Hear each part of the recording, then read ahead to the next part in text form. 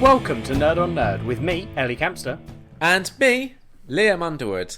And in this episode, we're going to be talking about Brain Dead because this is our super spooky Halloween special. Ooh. Oh dear, here come the scary things. Yep, all the spooks. All the spooks, except we chose like a horror comedy. Yeah. So, not that spooky. No. But that's okay, because sometimes Halloween isn't that spooky. Most of the time Halloween isn't that spooky. Yeah. Before we get to that, though, we're going to talk about the stuff that we've done recently in that's how Catching you Up usually with say it, Ellie Liam. and Liam. Very smooth. Thank you. I like that you looked confused with what you were saying. Like, I could see the moment you said it, you were like, I don't know what this is. Yeah, this isn't how I say this. you know when you start talking and then your brain sort of catches up and is like, Yeah. you now need to talk your way out of this. Yeah. Which I think Work I this did route. seamlessly. Oh, yeah, perfectly. Yeah. Okay, before we start with Catching Up, right, I'm Yep. going to give you like a nice sort of lead in to your big news with the Catching Up. Big news. Well, news, shall we say. Okay.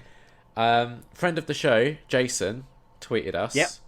Well, he quote tweeted our episode that went up recently, Yeah. our most recent episode, saying, "I'm really enjoying this week's show. The hair incidents continue," which I'm assuming he's talking about the whole waxing palaver. Yeah, and the fact And that you've now got a waxing story. Sorry, I haven't now got a wax. I'm not going to play into your lies on the show, Liam.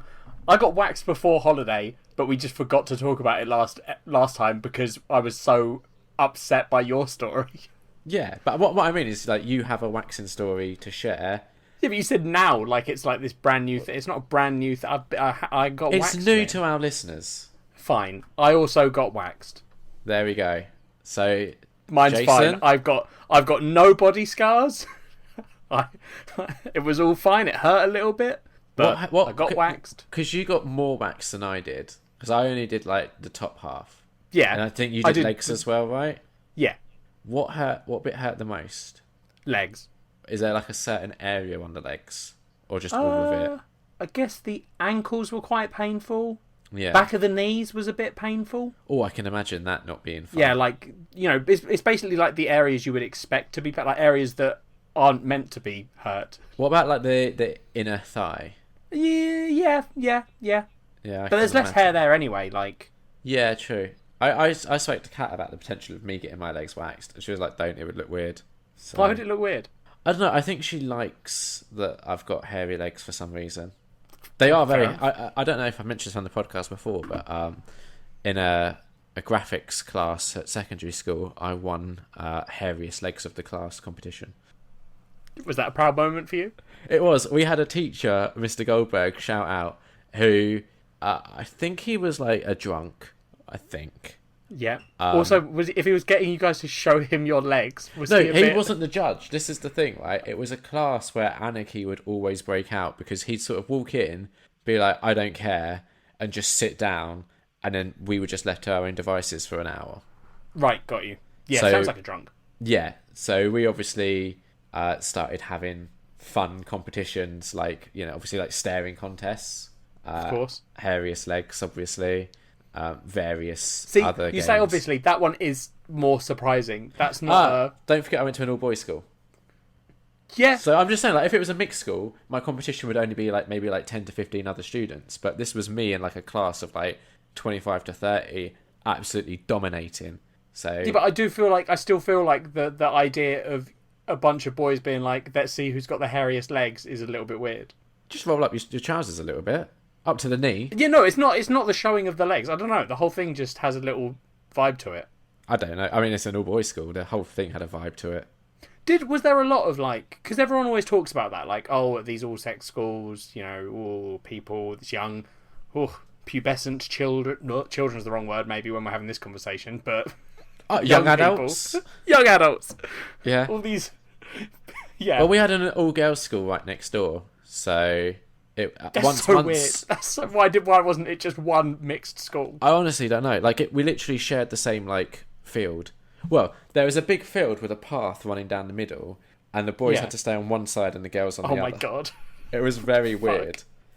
That's Up so until weird. like age 15, so like year 10, when you could like leave the school premises for lunch, and then that's when all of the mixing happened. For other kids. I had a dabble. I was a Lothario of sorts, I'll have you know. Not really. I dated a girl for 2 weeks, and then it wasn't really going anywhere, and her best friend was like well up for it. So I dumped her and went out with her best friend for 2 weeks, but then she was going like way too fast for me, and it just freaked me out a bit, so I dumped her as well. But in the process of all that happening, it just ruined their friendship. Oh, good. I think you've told me this before. Yeah, you're sort of a scum. You are the scumbag in the story. Yeah. Yeah. Anyway, do you know what though? The best friend, the second girl in the story, now has a kid, pregnant with another kid. So dodged a bullet there. Yep, sure you did, Liam. Sure. Yeah. I don't know about the friend. This is the kind of thing that old people say in the pub when they're like just like a lonely old guy who never leaves the pub, and he's like, she's got grandkids now. What an idiot. Yeah. Pour me another beer. Except I'm not in a pub, so Nope, winning. You're chatting to me over the internet. Yes. Well, not just you, but also our tens of listeners. That's true. The tens of listeners do. And I need to throw in these things every now and again because one, it's testament to how much I've grown as a person. Yeah. And two, you need all the help you can get with people like thinking you're the favourite. So I have to like demean myself so you get more accolades. No, to be fair, we've got back into like I think we're both back in a sort of. They don't seem to be favourites. We've not had too many polarising episodes recently. The last episode was called Liam Hates Women, which Forgot about that. That's true. I mean, I'm surprised there hasn't been more feedback on it, in all honesty. It's because it's us. People know it's. Also, did you read the description? No. In the description, I'm very much. I think in all caps, I'm like, the title is a joke. Please listen to the episode. Don't assume Liam hates women. I mean, I don't mind if they assume it because they'll listen to the episode and they'll realise he can't hate women. He's a Lothario. Well, I listened to this episode and realised that at least. So, I mean, my high school days weren't exactly awash with the ladies, shall we say, but there were dabbles. Right, cool. So, which, for an all-boys school, I'm counting that as a win. Yep, fair enough. Speaking of, like, terrible teachers... Yes. Did you ever have any, like, awful teachers at school? It depends on what you mean by awful. Like, I had teachers that I didn't like. What I mean by... Can I give you an example of what I mean by awful? Well, yeah, other than the guy who would sit at the front of the class and not teach. Oh. Yeah. Yeah, I have more than that as an example. Okay. Yeah. So, in, like, year 10, when in the UK you have to pick your, like, GCSEs, Yep. which is, like, the big exam you have to do at the end of high school for our abroad listeners. Mm-hmm. When I was in year 10, you didn't have to do RE, religious education. Yep. Then in year 11, they made it mandatory that you did have to do it. Oh, right. So we suddenly had to learn like 2 years of RE in 1 year. Yep. And we were given a new RE teacher to do this, who we found out through our classes, he was going through a divorce because his wife didn't have sex with him. Oh, that feels like a weird amount of knowledge This for is you the to kind have. of this is the caliber of teacher that I had, where he would come in and everyone would sit towards the back of the class. It wasn't a big class, there was maybe like 10, 15 people in it. He'd sit on one of the desks at the front, just with the saddest look on his face, and we'd just hear about the latest trauma that he was going through in the past week. The fuck was your school? It was awful. I did not pass my RE exam. I can imagine. You just wrote an essay about divorce. I don't think we actually at any point ever cracked open a textbook. It was literally... Because the other thing is, I was in a class with people who would deliberately sort of say to the teacher, like, oh, how's it going, sir? Yeah. Is it you're doing better this... So they would kind of to get it, like, go so to they me could to get talking out about of it as well. doing class. Yeah, which, to be honest, it was RE. I didn't give a No, shit. yeah, I was fair. happy to do that. Yeah. I mean, so like, bad teacher-wise, I think the worst one I had, and she was probably like a fine teacher for everyone else, but I had this teacher in She was my English teacher for a year, but she was like also an RE teacher or something. You know, when teachers do a bit of that, like cross teaching, whatever. But she, she didn't like me, and I genuinely don't know why. Like, as a kid in school, I wasn't to the. No, what? Well, I was. Who could imagine why? No, but I mean, like, so to my friends, I'm a dick. But like to teachers, I've always got that thing with like authority, where I'm like, oh, you got to do what the teacher says. Like, I was always the kid that was like, I'm not going to storm out of the classroom because we're in some sort of rebellion. I'll just sit here and do the class. But like, I never got in trouble at school. But she just didn't like me. Like, just found me irritating or something. But we had a parents' evening, so where the parents came in to talk to the teachers, and she was talking to my dad, and she was like, yeah, well, it's just, you know, obviously she doesn't read very much. And my dad went, sorry, what? And the teacher was like, yeah, well, the reading level's just not quite there. And my dad then turned around to her and went, right, well, every night, I have to make sure that her light is off because she's usually up reading till 1 a.m, finishes more books than most kids I know.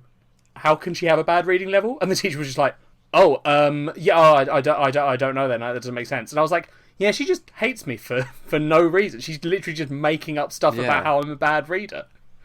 Like, I'm the kid that read Lord of the Rings in like end of primary school and was like, these are really good.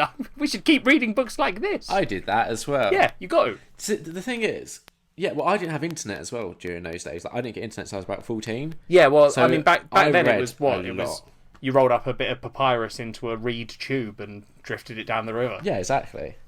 Yeah. Send nudes. But, I was reading like Discworld books before I went to secondary school. Yeah. Yeah.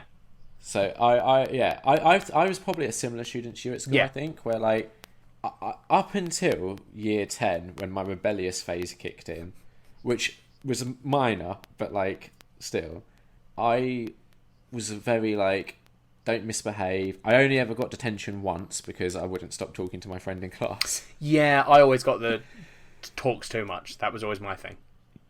Yeah.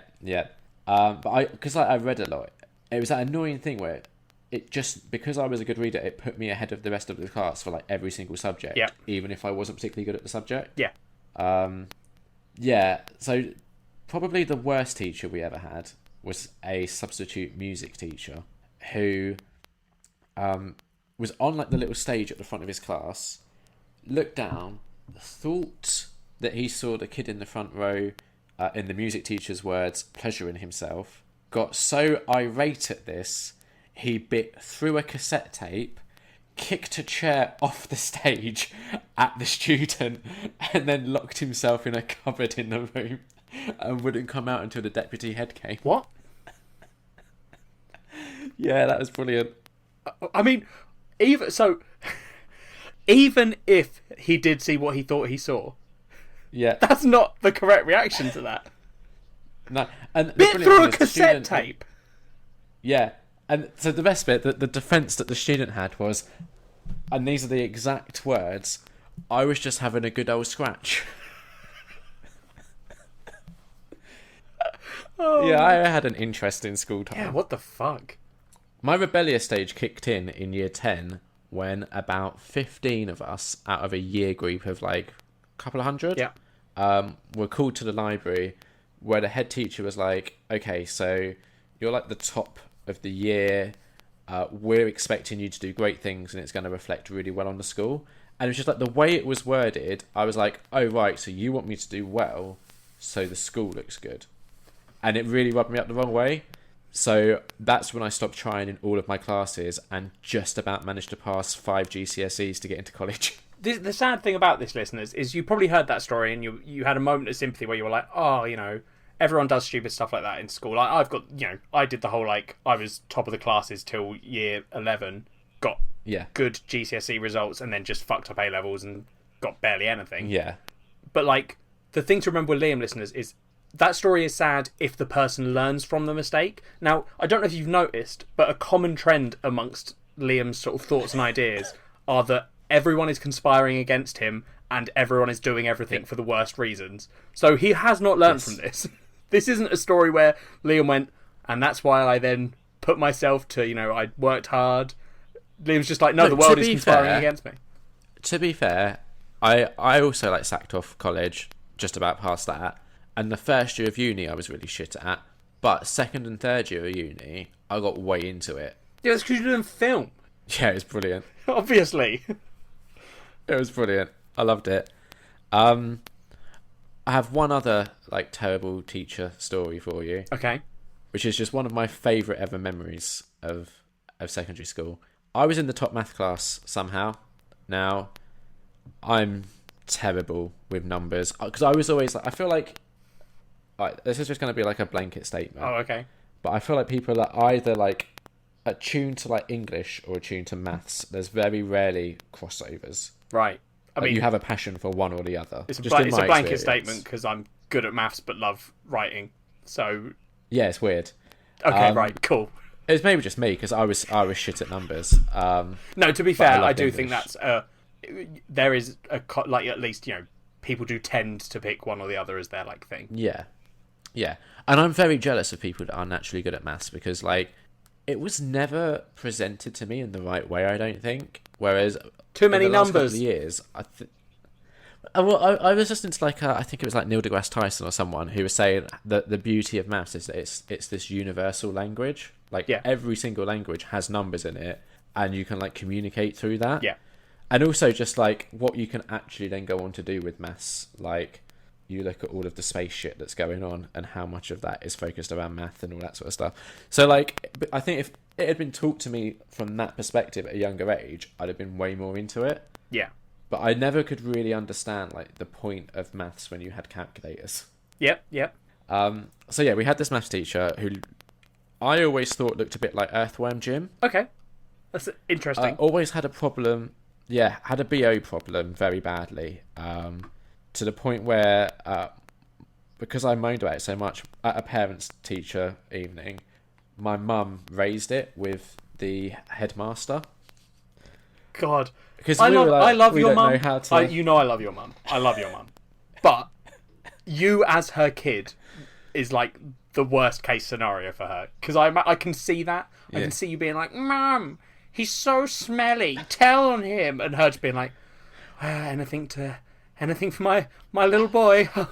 I'll tell them, and just like going into there and being like, it's more like anything to shut him up. That's fair. Because it'd be like I'd say, oh Mum, is this a good idea for Christmas? Should we buy him Lynx? Because obviously that's what teenage boys, And Mum would be like, no, do not do that. Anyway, he was very old school as a teacher as well. He wore like the blazer with like the elbow patches. Oh, okay. Was one of the only teachers that still used like a chalkboard. Everyone else by that point had gone to a whiteboard. Yeah. He'd written an entire lesson plan and then had to leave the room. And bear in mind, this was the top maths class, so like at least half the students were there because they loved maths and wanted to learn. The other half decided to have a water balloon fight. Of course. Which erased the entire lesson plan off of the board. He came back, he was furious, and then he would not teach us until someone confessed to being the one responsible for bringing the water balloons in, which obviously no one confessed. No one wanted to dub him in. Even like the smart kids were just terrified of the kid that did it, so they didn't want to speak up. So we just had an hour-long lesson of this teacher just getting more and more red and angry at the front of the class. Jeez. It was brilliant. And then we had a substitute teacher who someone stole her handbag and threw it out of a second-story window, and she left the room crying. I feel so sorry for substitute teachers. Yeah, same student got caught trying to smuggle acid out of the class, out of the science class. Oh, of course. That's horrifying. Jesus. Yeah. Anyway, back to waxing. No, it's done. We had the waxing discussion. It was very brief. I've got other things to talk about. I don't particularly. This isn't. No, but I'm just nothing interesting happened about the waxing. I've got actual interesting stuff. I have another question. Oh, for fuck's sake! What, Liam? Are you going back to have it done again? And if so, when? I don't know. There you go. Isn't like supposed to be like a set amount of time? Yeah, she said 6 weeks. That's a long time. Yeah, so I'll probably go back before then. I can just about leave it 4 weeks before I'm like, oh, this has to go. How many times have you been waxed now? 3. So the fact that you're talking about it like you're some sort of seasoned veteran. Oh, I can barely stand 4 weeks before I have to go back to the waxing salon. Exactly. Such a once we move, dickhead. I'm going to have to find a new one. Yeah, the last one I went to. Yeah, because you'll be trying different ones anyway. It's not like you'll go back to the same place. No, I went back to the same place twice, and I went to a new one last time. And I had an ear problem recently where I just couldn't hear out of one ear for about 4 days. Yeah. Turned out there was fluid behind the eardrum, which just went away by itself, so that was fun. I got there, I couldn't really hear her very well. I made Kat come in with me. Fuck's it, still. because I couldn't hear very well, I was like, Kat, do the talking for me, because I can't hear what she's saying. And I heard her just about ask, is this your first one? And I was like, no, this is like my third now. And I think she said, of course this isn't your first one. But it seemed like, literally, this was like one of our first interactions, so it seemed unreasonably sassy. Again, though, this but is I don't one know of those if I was things. just reading into it because I couldn't hear. This is one of those things. This is an exact example of one of those situations where your brain immediately goes, she was being sassy. And I've seen you do this with people where I've been like, no, they didn't sound like this at all. But your brain is just like... I can't think of any examples. The other day you, on Twitter, had to call your girlfriend in to an argument about feminism because you thought everyone was picking on you because you weren't a feminist, when in reality they were just having a conversation with you. Yeah. So, there's an example. Yeah. Anyway. Jesus. Can I talk about what I've actually done? Yeah, but can I just finish by saying this new lady I went to was really good and thorough, and she did make me bleed in a couple of spots, but apparently that was okay. Yeah, yeah. As long as it's not like pouring blood. No. Apparently she reckons she removed a skin tag. So, but then what was really impressive is she went around afterwards with some tweezers and just like tidied up certain areas, which I was quite surprised by. Yeah, I'm actually in my head. That's worse than being waxed. Oh, I love being tweezed. Also, this woman made Kat come over to inspect. She was like, does that look good to Liam, you? Picture the situation where Kat walks in with you. You're like this sort of disoriented person, just like, yeah, because you can't hear anyone. I can't hear out of one ear. So you're just like, it just looks like Kat's some sort of abusive girlfriend who's like, get him waxed. I hate his hair. Accurate. Oh my god. It's a good thing Kat doesn't listen to these anymore, in all honesty. Yeah, probably. But yes, every single episode has been a cry for help. Fuck's sake. No, it hasn't, listeners. Liam's fine. I'm in an abusive No, you are not. Lisa. Don't say That's that. Not something you should joke about. No. Don't joke about it. It's not funny. She did throat punch me once. That's an actual thing that Ellie witnessed. She did, and it was hilarious. One of my favourite moments in mine and Liam's friendship is when his girlfriend punched him in the throat. It really hurt, and I couldn't breathe very well. It was so funny, though. Afterwards. I don't even remember what you did to deserve it. I know you did something, but I can't remember what. Did I try and tickle her or something? Oh, maybe. Yeah, maybe it was something like that. And then she just turned around and punched you straight in the throat. Yeah, anyway. Oh, so What would you like to talk about? Liam, last weekend, when this episode goes up like 2 weekends ago, unless it's late, in which case it's maybe 3 weekends ago, who knows at this point, I went... A recent weekend. On a weekend, I went to a stag do. And how was that? It was really good. We went... Who was getting married? My mate Ed. I don't know why you're asking that. Like, Ed? I don't know if he listens. Probably not. We went to his stag do. We did go-karting, which that sounds I fun. haven't done since I was a kid. Yeah. And I was like, okay, let's do some go-karting. I didn't do very well. I'll start by openly admitting that. I know why I didn't do well. Because I couldn't figure out... I don't know if you remember what go-karting's like, Liam. You're on quite a small track in terms of width. Yeah. And the way you get ahead of people is by overtaking them, which is an essential part of go-karting. Or undertaking corners, just right? so long as you get ahead of them. The problem I had was I couldn't figure that bit of it out. Like there wasn't enough room for you to get around. You had to be a little bit like not aggressive with it because the rule is like you're not allowed to ram into people, but like you had to sort of if someone went a little bit too wide, you had to squeeze yourself into that gap so that they couldn't turn into you. And I just couldn't do that. Like I was like, but I don't want to mess them up. They're having fun. So I feel like that's where I went wrong. Was I was a bit too under aggressive in those moments. Is it typical? Because I haven't done it since I was a kid. Is it typical of go-kart like courses that they're quite narrow, or was it just the one you went to? No, I think they're fair. I mean, it was maybe like wide. It was wide enough for maybe. It was maybe like 2.5 go-karts wide, the track. Oh, so okay. you had space to overtake. It was just if you went on the outside of them, you had to go longer to overtake. Yeah. So yeah. But like the whole thing was really fun. I did shit. I came 4th to last out of everyone in the Grand Prix. That's pretty terrible. Pretty bad. Yeah. There were 15 of us and then maybe 10 other people. But whatever. I'm fine with it because when the leaders had lapped me because I was behind all the slow people because I did a bad placing time, I was able to keep up with the leaders for most of the race. So I was like, okay, I can do this. I just can't do the over fucking taking. So the moment anyone overtook me, I was like, well, I'm stuck behind you now because I don't understand this.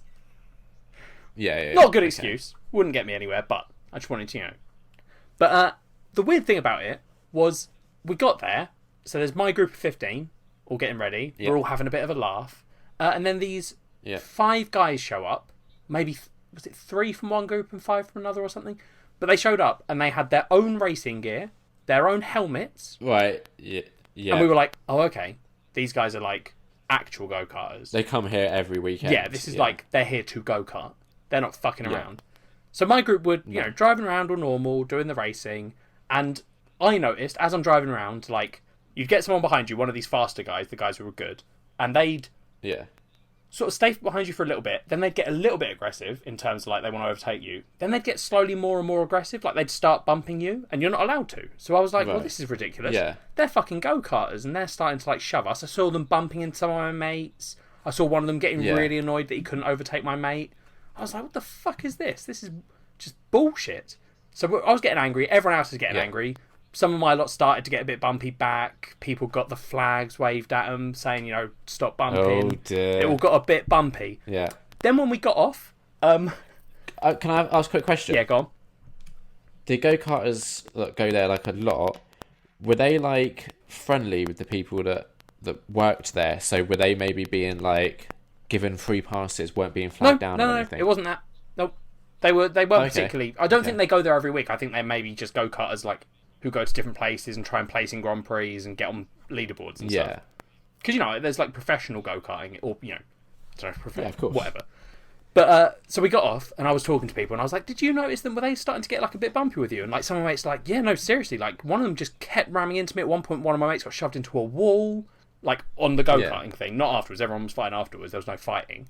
But then one of the guys I was with went, well, yeah. Because did you not see the other flag they were showing our lot? Or he was like, I got shown it. And it was basically, they had a little sign, and what it said was, you've got to let the race leaders pass.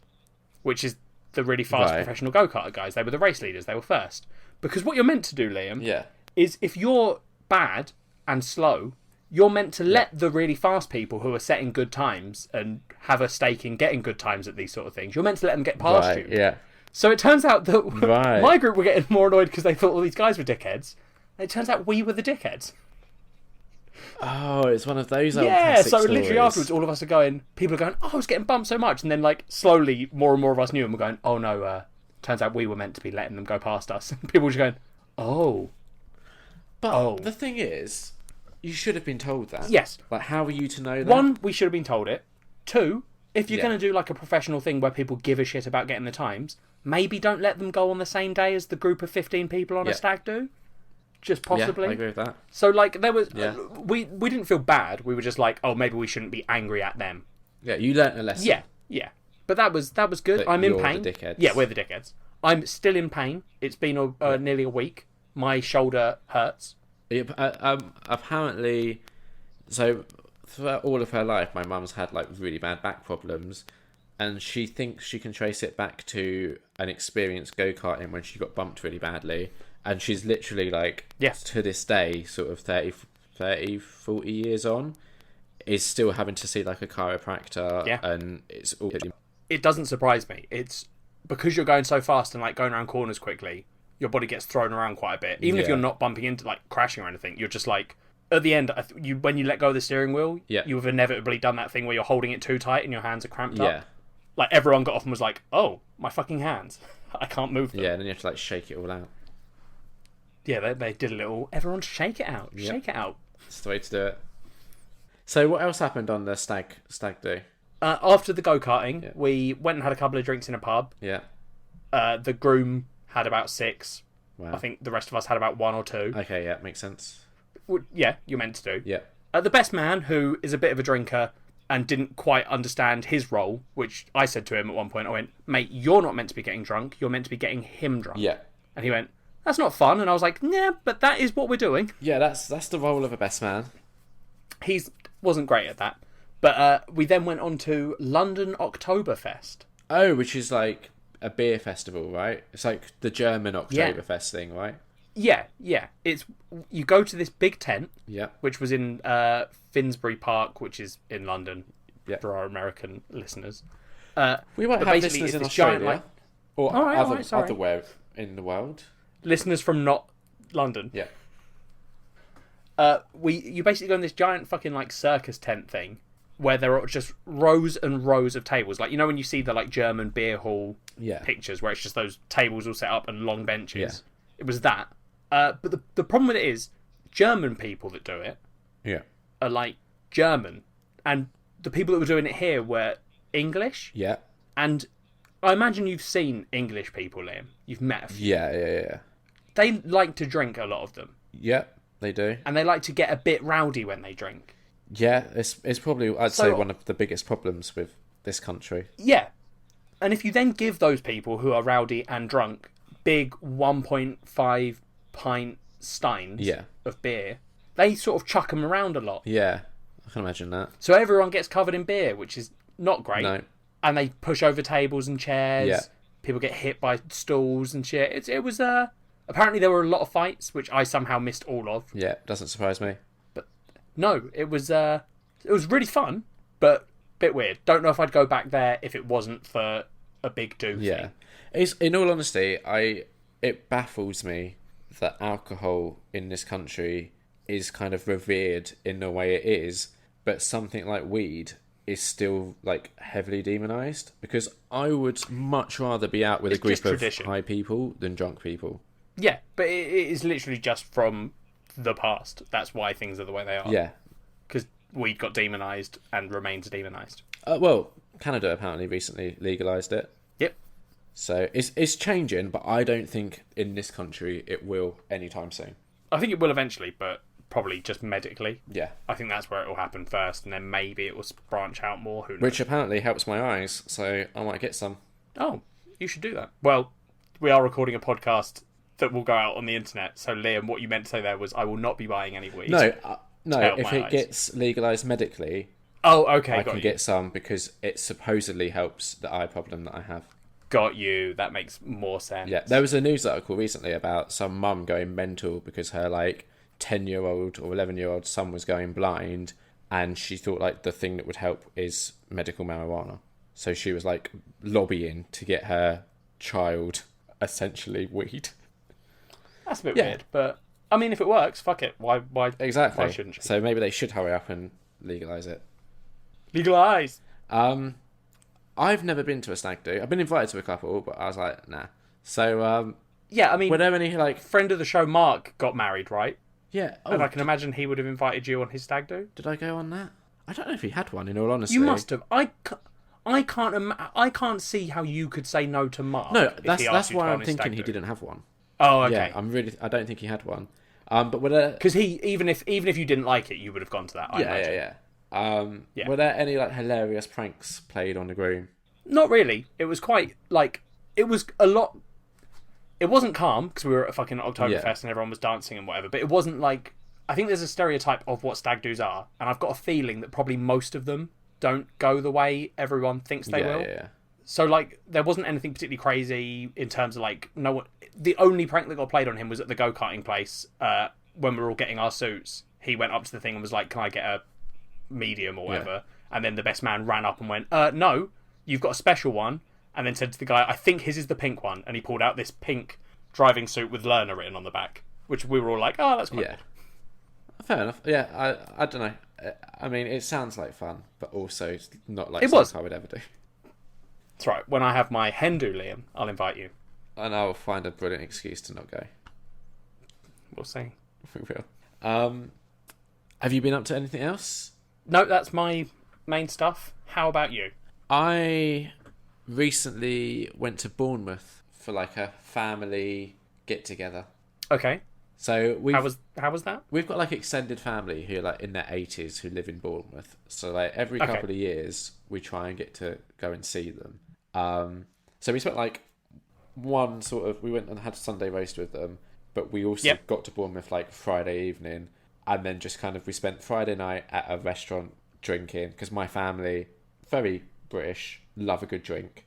Yep. Now I don't drink a lot, so I struggle keeping up with them. And I was feeling it the next day, but it was fun. It was good. Next day we went to a place called Swanage. Have you ever been there? Wait, Swanage in Dorset? I don't know where it is. Down south? Yeah.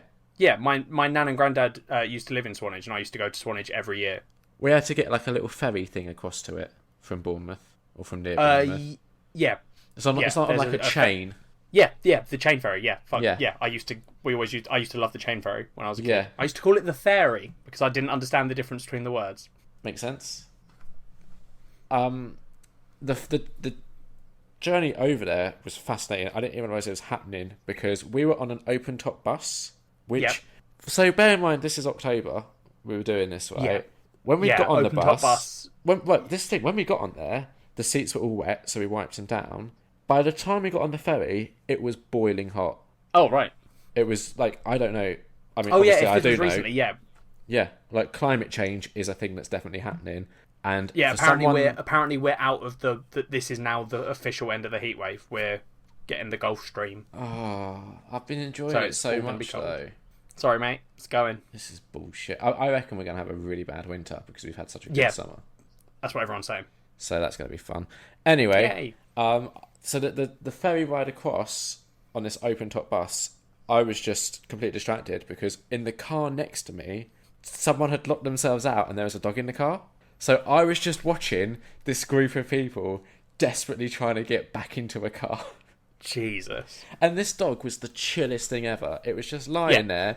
Every now and again, it would like look up, see its owner, and be like, "Oh, they're still there," and then just lay back down. All right. Yeah, just so chill. And there were people like climbing on top of the car, trying to like get through like the what's the little window called in the roof? Sunroof. That's the one. Trying to get through that. People were trying to like ram rods into the doors and pry the doors open. Jesus Christ. The annoying thing is, I don't know how this story ends because they still hadn't got in by the time the ferry ride was over, and then we drove off on this bus. But it was fascinating watching it. Then we went on a big walk to a castle, which was a shit castle. Corfe Castle? Oh no, it was more like a coffee shop than a castle. It had a big stone globe just down some steps from it. Oh, yeah. I can't remember the name of it. I know which one you mean. Yeah, the big stone globe. I know exactly where that is. And yeah, that isn't a castle really. You should have gone to Corfe Castle. I didn't know that was an option. Yeah, that's really close to Swanage, and it's still not amazing. Walking distance? Because we were walking. Yeah, maybe not. Yeah. We also did this like coastal walk, which I don't know if we were meant to do because we had to time our walks as the waves were coming in. So there were like outcrops that you could kind of run to and stand on, and then the waves would come in, and then you'd have to run and stand on the next one, which...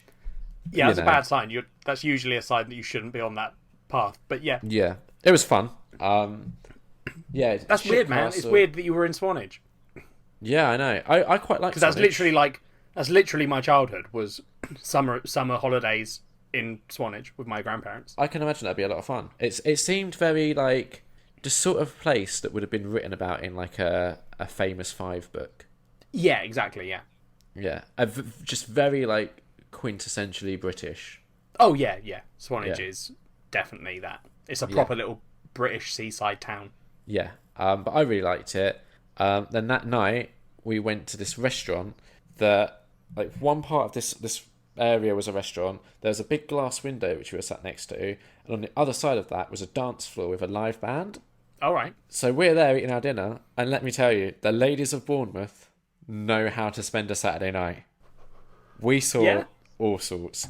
We saw one girl put an inflatable banana between her legs, didn't realise that this was making her skirt ride up, for a long time, and we just saw everything. Oh, God. All of her underwears. Yep. Also, oh, dear. really hammered home the point of... You know how, like, sometimes I can have a bit of a mean streak? Yeah. Turns out I get it from my family. This doesn't surprise me. Yeah, the comments that they were passing on some of the people that were dancing, I was messaging to Kat on Facebook at the time, just like, this is amazing. This is hilarious. Also very mean. It's brilliant. And then the Sunday, we had this Sunday roast with the extended family who were like 80. And then afterwards, like at the end of the meal, we found out it was the first time they'd left the house in about a year. And they begged us to come back next weekend because they'd had such a good time. And it was just like traumatic leaving. Yeah, oh, that's really sad. It was so sad. They were like, we'll pay if you come back next weekend. No. And we were just like, we've got plans and like things. So I think it'd be nice if we could maybe try and get back to them more often than like once every 2 years or something. Yeah. But yeah, it was nice seeing them, but also just like terribly tragic. Yeah. That's really sad if they haven't like left the house. Yeah, well, like one of them was like recovering from injuries and stuff. At one point, we'd finished eating, and my family were just swapping various injuries they'd had really loudly in this restaurant where other tables were looking over. And like, not like, oh yeah, this is the nice, like, we're gonna like be respectful of where we are and word this up. No. Like, oh no, so then I had this blister that popped everywhere. Like that level of, yeah. I was kind of just sort of like, I wanted to apologise to the other people, but also I was just like, I don't want to be that person. I mean, this is explaining a lot about you, Liam. I think if you spent a weekend with my family, you'd be like, one, just mortified, and two, you would have this like immense understanding. Oh yeah, I can imagine I would. Yeah. And the other big news is me and Kat are moving house. I don't know if I mentioned it last time we recorded. I think we did. I think we brought it up. I've packed 45 boxes of films. They're of various sizes. Some of them are quite small, in my defence. But okay. Fuck me, it took a lot. Unless it's 45 shoe boxes, I'm not going to have any sympathy for you. And even then, that seems like too many. Yeah, it's not. It is too many. I'm currently just surrounded by boxes. Like my life is just, I wake up, there's boxes everywhere. Yeah. I fill them, I put them somewhere, and it all starts again the next day. So when's actual like move day? Is it Monday coming? Monday we get the keys to the new place. Okay. Tuesday the furniture all goes. Yep. And then on the Thursday, the place we're currently in is getting like professionally cleaned and having the carpets all done, which Kat's coming back to handle that because she's got to do a talk in town. And that's it then. We hand the keys back after that, and that's it. We're done with Chichester for the time being. No, forever. Stop latching onto Chichester like some weird limpet. I quite like it though, but we'll see how Basingstoke compares. We'll see. Yeah. Yes, that's my life. Fair enough. Very thrilling. Guess what else I've had time to do? Yeah, go on. So amidst all the packing, I found time to go to the cinema 3 times, and I've been watching a bunch of stuff on Netflix. Sounds like you haven't been packing.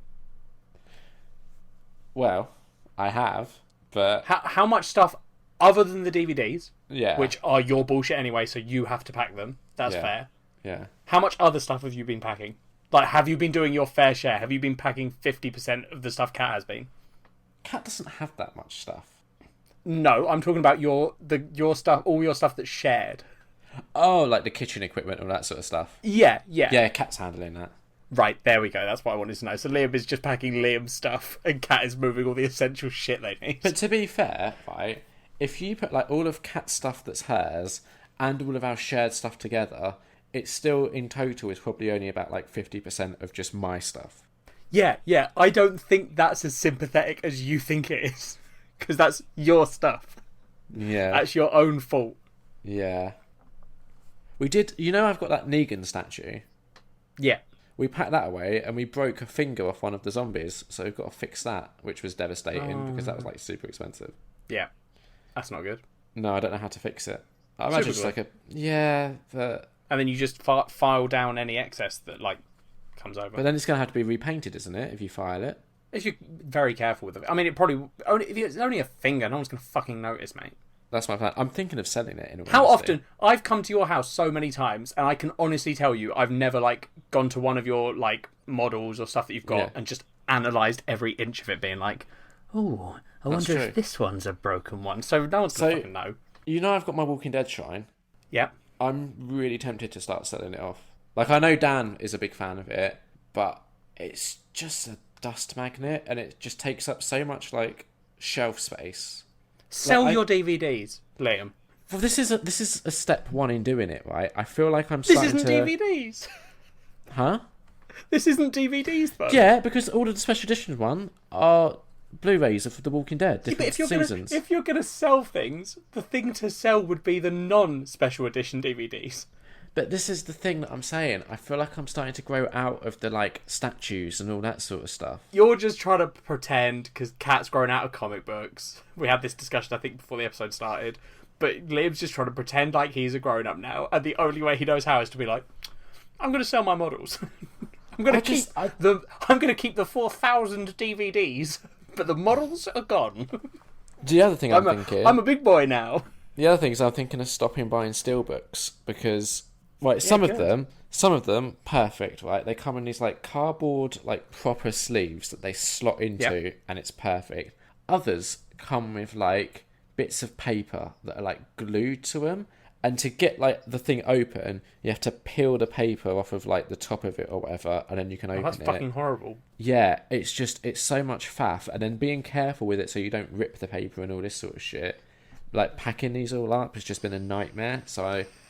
This is also partly why I want to sell the statues, is because packing them, the thought of unpacking them to then at some point have to pack them again, I'm kind of thinking I would rather just sell it. So it's just laziness, it's not adulthood. So I've been to the cinema a few times. Yeah. It's time for that part of the show. Liam's been to the cinema, and here are the spoiler-free reviews of the films that he's seen at the cinema when he should have been packing. Yeah. First one I saw... Because bear in mind, we recorded maybe like just over a week ago? Yeah. So I've seen 3 films at the cinema since we last recorded. Yeah, too many. You should have been packing. Just very quickly. Sorry, just super quickly. Listeners, Liam did just say 3 films. What he's trying to do this episode is he's trying to slot 4 things in. So I'm going to cut one of these out. So you're only going to hear 2 of these, just to let you know. That's why. Well, bear in mind, I've always told Liam this, but he's trying anyway. So that's why you're about to hear 2. 3 films and 1 Netflix thing. Yep, that's too many. So one of these things is going. Listeners. I don't know which one yet. It's very exciting. The thing is, I think you're going to want to hear about all of them. Yeah, and I will, because you're about to tell me them. But the listeners won't. How about this? The one that you're less interested in, say to me at the beginning, I'm not interested, and I'll just do it very quickly. Okay, that works. Yeah. I get 1 veto, but it's just you very quickly say it. All right, all right, that works. So the first film I went to see was... I'm not interested. Well, I have to say it first, because I think you might be interested in this one. Okay, no, I'm joking. I went to see First Man. Yep, so... The Neil Armstrong... biopic, starring Ryan Gosling, directed by Damien Chazelle. Why do we know that name, Ellie? Because he directed... Yeah. A film. La La Land. Seen. That film. Yeah. And also, have you seen Whiplash? Yeah. Yeah, he directed that as well. So... they're both very musical. They are. And Is this a musical? No, one of the greatest disappointments of First Man, because both Whiplash and La La Land are very heavily about jazz. Yeah. And I'm gutted, I did a tweet saying this, that First Man wasn't about Neil Armstrong bringing jazz to the moon. Which would have been a good film. It would have been amazing. It would have been so good. So, for me, the film that most obviously compares to is Apollo 13. Yep. Which is one of my favourite films. It's fantastic. I saw First Man in IMAX, it's worth saying, and I think if you're going to see it, IMAX is the way to do it, because the way they filmed certain scenes, like the rockets like blasting off and stuff, they'll put the camera in like the cockpit, and then you'll have like all of the sounds going on around, and like it's worth it for IMAX, not for the visuals, but for the audio.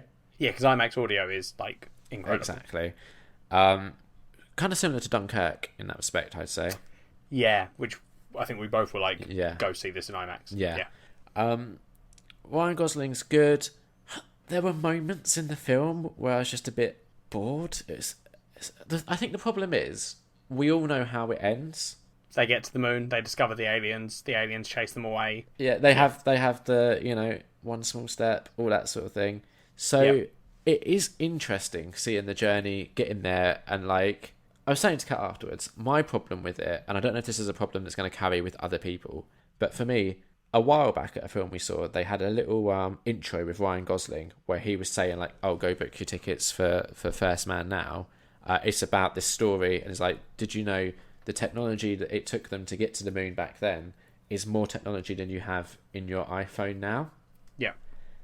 That fact, to me, is fascinating, but there's no way of doing a film that kind of allows you to do that comparison when it's set in that time period before iPhones exist. Like every single scene in First Man is Ryan Gosling looking at the camera and going, "Oh, so you're saying that this technology here is nothing compared to what we'll have in the future, sir?" Exactly. Interesting. So there's no way of doing it without like some contextualizing way. Yeah. But so for me, it's just frustrating because that's the fact that I'm most interested in. But how do you convey that? Yeah. The cast are all amazing, like the support cast and everything. I honestly, it's the sort of film I was so looking forward to. And it was just so disappointing that there were like stretches in it where I was a bit like, oh, this is kind of boring now. I think the problem with that kind of film, like I love those sort of films a lot. Yeah. But I struggle with those films where it's based on real life, like that, not like a bullshit, not science, like a ghost one where it's like, this is a true story, and you're like, it's not. Yeah, when it's something like this where you're like, this is a true story, and it's like, I don't want to be Doug, but like, the ones that go wrong, they make interesting stories because what happens is this like really dramatic thing. And like them getting to the moon is obviously a very dramatic, like, holy shit, the first time humans left Earth. Yeah. But I don't know, it doesn't have that same feel of cinema. It doesn't have that dramatic tension either.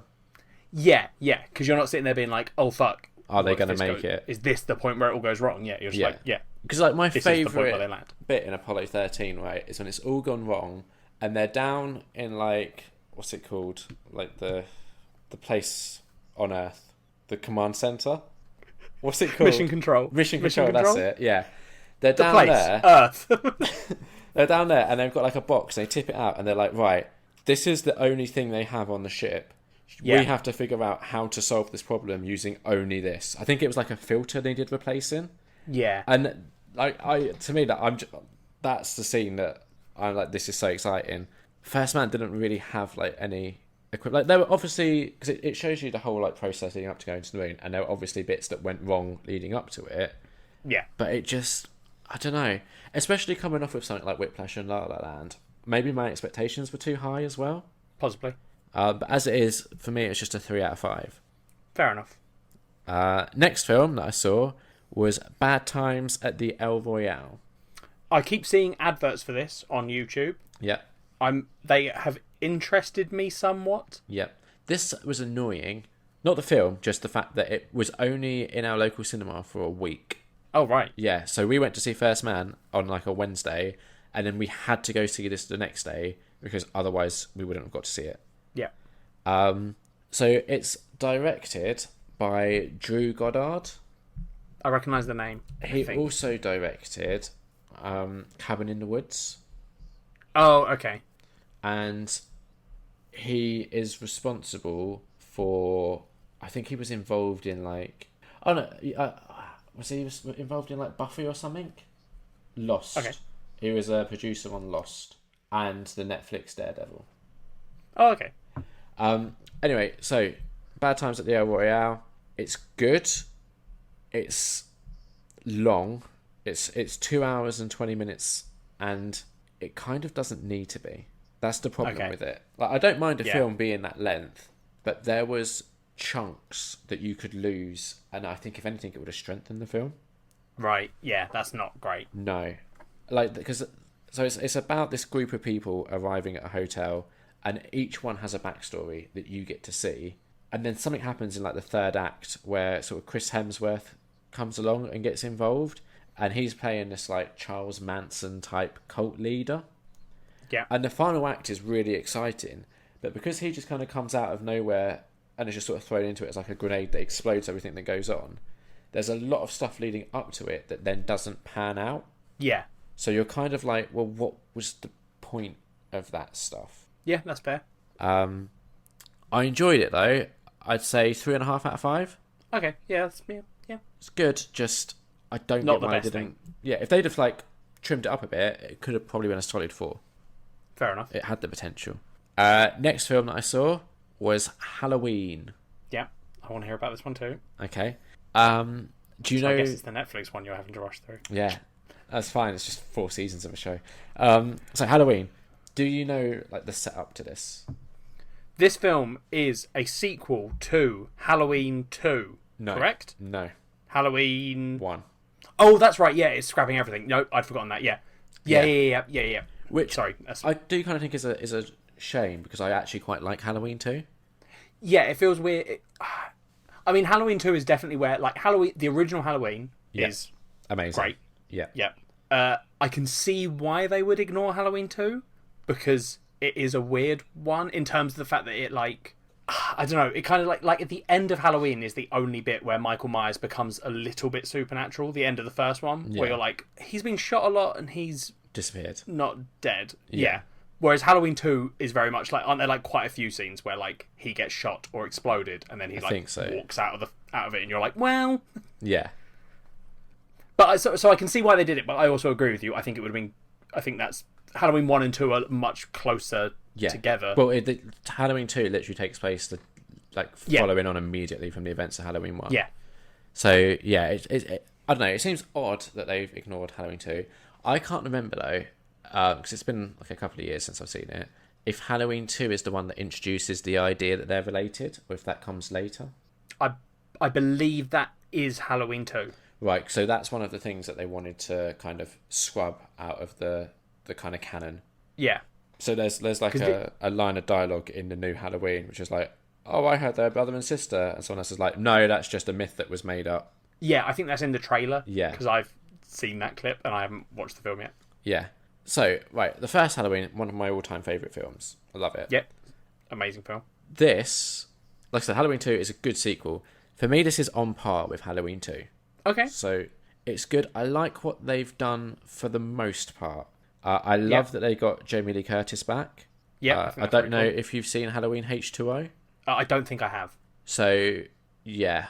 Spoilers for Halloween H2O? I watched a thing that was basically like a roundup of the Halloween story, all the films before this one. Not this one, but they were like talking about like all the weird things that have gone on in the timeline in terms of other films just being like, no, that film that we did, that one doesn't count now. And, exactly. Cutting weird bits out. Like in Halloween 6, which stars Paul Rudd, it's revealed that Michael is part of a like druid society, and that's why he can't be killed. Yeah, which just weird. It's such a if you do that to the character, it completely changes everything, and is just fucking needless. Exactly. In Halloween H2O, it's the one where Jamie Lee Curtis reprises her role again. She recently came out in an article saying that she just took it for the paycheck. Yep. Fair. So yeah, in that film, she actually gets killed. Yeah, is this the one where she has like an off-screen death? Like, isn't she in like a car accident or some bullshit? No, she's in the film. I think she gets killed by Michael in it. Oh yeah, no, you're right. Yeah. Yeah. She gets killed by him, and it's quite early on in the film.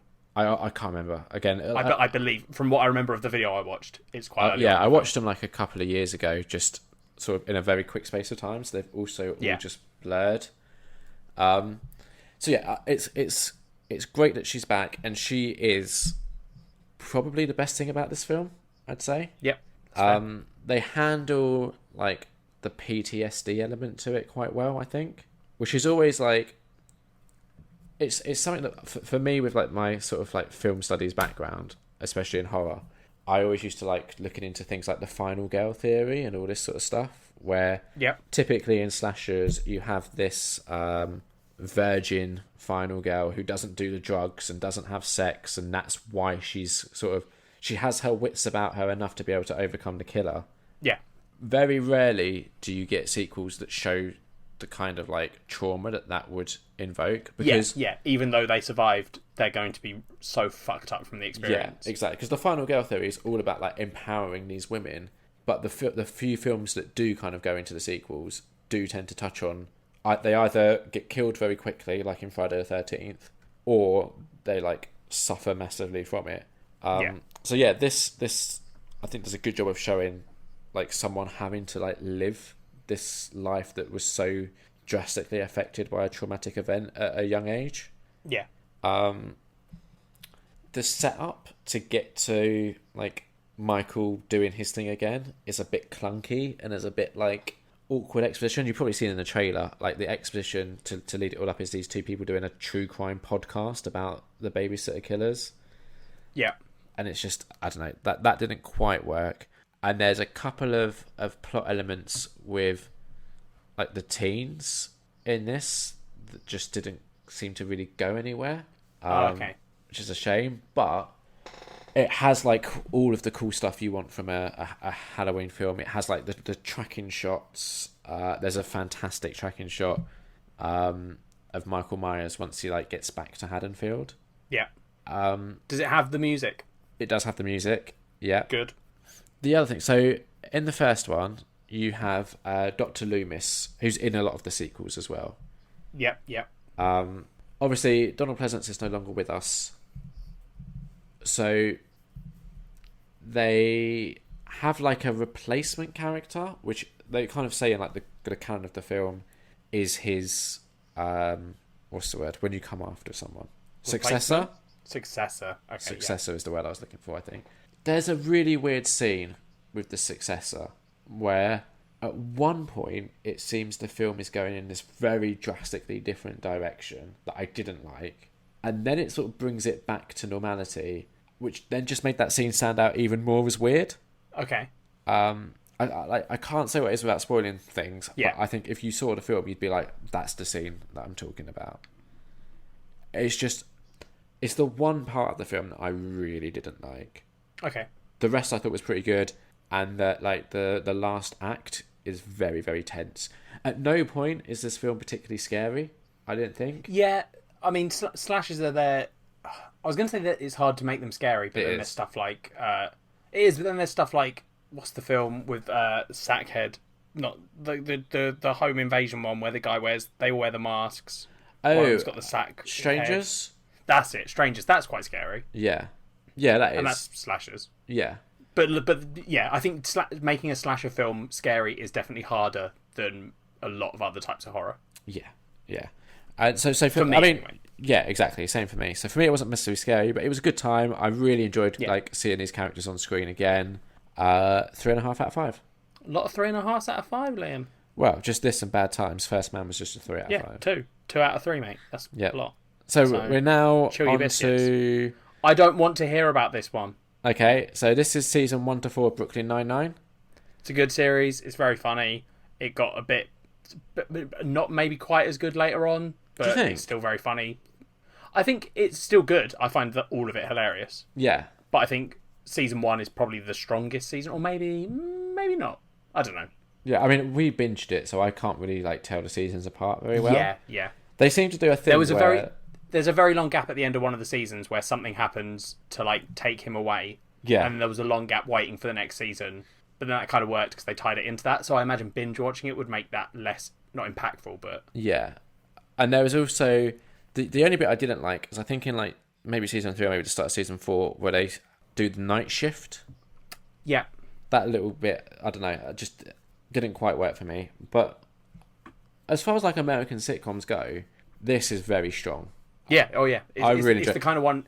It's like the American Office and stuff where you can put it on in the background. Yeah. Now, once you've watched it all, you can just be like, I'll throw on an episode of this because it's funny and I'll laugh. I'm really excited to see season 5. I don't know when it's going to come to Netflix, but I'm ready for it. I'm surprised because I didn't really like what's his face, the guy that plays Jake, Andy Samberg. I've seen him in like Hot Rod, and I like his Lonely Island stuff. I wasn't a huge fan of Hot Rod. Oh, I really like Hot Rod.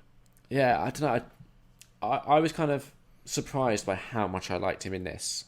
Andy Samberg is a weird one because I think he got, because of Lonely Island, which is very weird humour, I think a lot of his roles, especially early on, were very much like, oh, Andy Samberg is that weird comedian we can get to do a weird role, like Hot Rod, where it's like, he's like a slightly man watered baby. down Tom Green. Yeah. And then Yeah. stuff like Brooklyn Nine-Nine, he's still a outrageous character, but it's not a ridiculous character. It's exactly. just this kind of like funny guy. So I totally agree. I think he's really good in it. Yeah. And Terry Crews is fantastic. Yep. I like that we both said that at the same time. But my favourite character is the captain. Obviously. Just Captain Holt. I'm just trying to find Captain Holt is so played by, I don't really know how you pronounce his name, like Andre Brewer, maybe? Brower? Yeah, I can't remember. I know it's I haven't got it in front of me. I don't know. But just his line delivery is impeccable. Yes. And he can make just like completely, a not funny line work just by the way he says it. Yeah. Yeah. Really strong female cast as well. Yep. I maybe had to add Melissa Fumero, who plays Amy Santiago, onto my guilt-free 3 list because she's just adorable. I really enjoyed it. 4 out of 5. Yeah, it's really good. I agree. And that's for like seasons 1 to 4. Normally, I would do seasons individually, but we're trying something new because apparently it's annoying when I do that. Oh, weird that. Don't know who's told you that. Liam, I've done things as well. 2 things. What things have you done? One of them, which I'll start with as the opener, is a podcast, which technically I haven't finished because podcasts and they're different, and we're doing one, ours hasn't finished and probably won't finish for quite a while. But it's a podcast called Happy Face. Okay. Which is I was just on Spotify on the podcast section, and because it's Halloween they were pushing a load of like true crime stuff. But this podcast, so basically it's a podcast by How Stuff Works. I don't know them particularly, but it's about, there was a serial killer in the 90s who was going around murdering women, I think it was they called him the Happy Face Killer, because he used to, when he wasn't getting recognition for killing people, he would leave letters and he'd always put a smiling face on them, so they called him the Happy Face Killer. But basically this podcast is his daughter Melissa Moore going round, and like one of the episodes is her going and talking to her mum, one of them is her talking to an ex-boyfriend, and it's all like her talking about how what it's like to be the daughter of a serial killer. Okay. And it's fascinating. Like, she talks about all these stories that in retrospect now that she knows that he's this killer, are kind of terrifying, but at the time she was like, he's my dad. Like, does she find it terrifying as well? I don't think so. I think she finds it's so far it sort of seems like she's like upset and kind of horrified by what he did. Yeah. But like, I feel like it's been long enough that she seems to have come to terms with a lot of it. Yeah. But like, he was like kind of a sociopath as well, who like, he split up from their mum because she had a sister, and I think it might have just been her and her sister, but they went and lived with the dad because the dad basically convinced everyone that it was the mum's fault they'd split up. Yeah. And then, like, she said, after this had all come out and she was then talking to her mum was just like, no, a lot of that stuff is just lies that he was telling you about me to make you think it was me. So it's like crazy how messed up this guy is. Yeah. And it's fascinating hearing someone talk about it. And like, there's only 4 episodes so far. I can't wait for the next one, because at the end of the last episode, she was talking about how she has this thought where she's like, what if I'm like him? Because she said her sister looks like her mum, but she looks exactly like her dad. Yeah. And she said and he has said to her before, like, her dad said to her, you should be in jail with me because you're a killer like me. And she's like, it sounds really interesting, but it also sounds like a great premise for like a fictional podcast as well. Yeah, I had to check when I first saw it, because I was like, is this a fiction thing or true? Because I don't know, because it sounds like a fictional thing. But like, it's honestly, I think everyone should go listen to it. I'm a huge true crime fan. I don't think I talk about that on here very much, but no, I love true crime. I'm really struggling to say it. I love true crime, and this is like fascinating. The only thing is, I guess it could potentially. You've got to be careful with something like this for it to not become like almost exploitative. Like, if she went and, for example, spoke to like. Yeah, no, I get that. But if she went and spoke to like one of the victims, for example, well, it's difficult. Firstly, Liam, it's quite difficult to talk to the victims of a serial killer. What about their family? Hence the name. Yeah, which she hasn't done. Yeah, I no, don't that's what I'm think she probably saying. will. Yeah, Being the daughter of a serial killer, I imagine a lot of those victims' families probably aren't like, yeah, come and talk to us. Yeah, exactly. But that's what I mean. Like, I don't think she it's potentially it's would not never go and do exploitative. that anyway. Don't throw your fucking bullshit in and be like, well, maybe it's exploitation when there hasn't been at all. If that comes up in a future episode, That's what then I'm saying. yes, that's fine. You can complain, but there hasn't been yet. Shut your face. Go listen to Happy Face. Well, we'll see. I never really find time to listen to podcasts. I listen to a lot of podcasts. I got way into Serial when that first came out, like a few years ago. Yeah, now. this has got a very serial feel to it. Okay. So you probably would like this. The thing is, listening to like a really well put together podcast like Serial, or there's like a really great classic film one called You Must Remember This, just depresses me when I then listen to ours. Ours is a beautiful piece of well thought out architecture that we've done, Liam. It's something. Yeah, sure. So anyway, I'm not going to rate it because it's not finished yet. So Okay. It's more just like I'm probably not going to talk about this much because it's just a podcasty thing. We don't really review them, but I wanted to talk about it. No, I've now got to come up with like a new image for our YouTube videos for when I. Yeah, sorry, mate. Yeah. For podcasts. Sorry about that. The second thing I did, Liam, Yeah. was, and I'm sure you'll have heard of this because you're a film buff. Yeah. I went with my dad to go and see They Will Never Grow Old. The Peter Jackson documentary about World War One, where he recolorized a load of footage. He didn't just recolorize it; he remastered it all. Yeah. It's honestly like it's Did you mind blowing. The one that you went to see, did it have the Q&A with Mark? Had the Kermode Q&A, afterwards? yeah. I Yep. really wanted to go and see it, but I didn't know it was happening until like a week before, and when I tried to book tickets, all of the seats were gone. Yeah. I really wanted to go see it though. So, okay, first tell me what the film itself was like. Was it in? It was in 3D itself, as well, wasn't it? We didn't see the 3D one; we just saw it normal. But that, Okay. I saw it in the credits. I was seeing loads of 3D stuff, and I was like, "Oh, I didn't realize they'd also made it fucking 3D." That's Because honestly, like you see footage of World War One when you're a kid, and it's always that old like jumpy frame, very low quality, black and white. So seeing this remastered thing where it's all been colorized and it looks like you're just watching what it would look like. It's great. It makes it so real and also horrifying. Like, I can imagine. It's weird because like so much of the film is talking about how because he was saying in the Q&A that part of the thing with World War One is people only talk about the bad part. Like no one ever talks about when the soldiers had fun, which they did. But he talks about he was like everyone's always showing you just the bad stuff, how horrible it all was. So he has all these scenes at the beginning which are like the soldiers just playing effectively having a sports day at one point where they're just playing sports games and they're all having a fucking whale of a time. Was that like with each other, then he shows, or was it just like the British soldiers? No, that's the famous, British soldiers. There was famous, like World War II story. Day. No, that was World War One. Well, what, on Christmas they had a game of football? Yeah, that's World War One. Oh, I thought it was two. No, they came out of the trenches. They didn't have trenches in World War Two, Liam. Did they not? Nope. World War One was a trench war. Okay. But basically, yeah. So one of the things that you see in the film is all that stuff is with like the British soldiers playing sports games together. Yeah. But towards the end, after they've had some battles, they used to do things where they like raided the enemy trenches. Like you'd literally, because you always see that footage of them like going over the top, right, where all the soldiers charge. Yeah. They didn't. They also had these raiding parties where literally like 5 soldiers would come out of their trench, run to the enemy trench, like capture a couple of people, shoot a few, and then run back.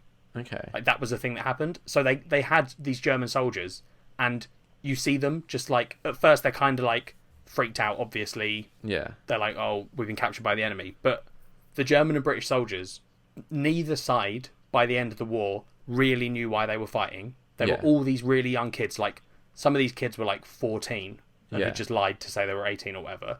So they're these really young kids who don't know why they're fighting. So the moment they capture someone or get captured, they're just like, I'll help. Like German soldiers would get captured, come over, and then if they were like a medic, they'd start treating everyone, everyone, because they were like, well, none of us want to be here, so let's just help. And like, you see these German soldiers carrying wounded British soldiers after the battle, and it's like, it's honestly, it's really sad because it was such a horrible thing, and it's weird seeing it as it would have looked. That is mind-blowing. How was the documentary like put together? Like, was there like voiceover that strung all of the scenes together, or it's all done with interviews with actual people cool. from World War One. So there's a lot of like people talking about a bit their like experiences. Band of Brothers, kind of, except all of it is that. Yeah. But then he's also added.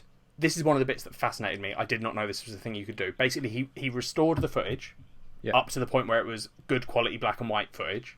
Then he hired people that the police employ who are able to lip read from CCTV footage. Yeah. And he got them to lip read the soldiers who were talking. Then he got actual soldiers from now, from the same places those soldiers were from based on what battalion they were. And he got them to come and voice what they were saying. So, that's cool. Like, the first time you get sound in a scene is mind-blowing because you're watching it and, like, suddenly you hear a couple of explosions and you're like, what? And then when they start talking and it's matching how their mouths are moving, you're like, what is happening? This is... I don't understand. Yeah. And it's insane. It's one of the things that disappointed me about First Man is because I love it like a biopic when it like ends with like a talking head from someone that was actually involved in it.